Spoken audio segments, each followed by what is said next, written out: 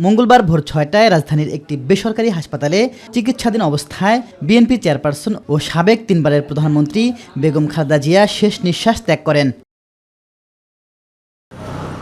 খালেদা জিয়ার মৃত্যুর সংবাদে সকাল থেকেই নয়াপল্টনে দলের কেন্দ্রীয় কার্যালয়ে জড়ো হতে থাকেন দলটির নেতাকর্মী ও সমর্থকরা।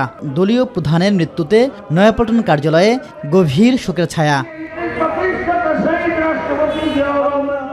এদিকে খালেদা জিয়ার মৃত্যুর সংবাদে সকাল 10টা থেকে দলীয় কার্যালয়ের নিচতলায় ওলামা দল কোরআন খতম শুরু করে।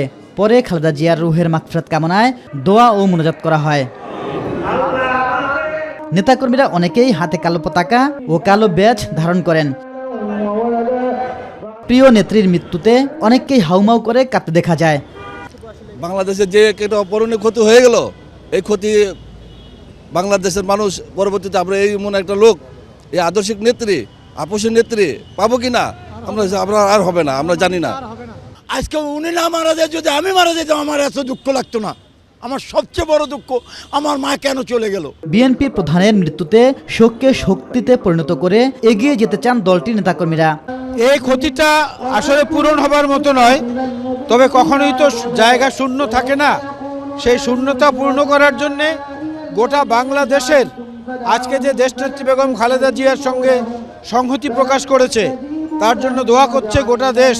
দলীয় প্রধানের মৃত্যুতে 7 দিনের কর্মসূচি ঘোষণা করেছে বিএনপি।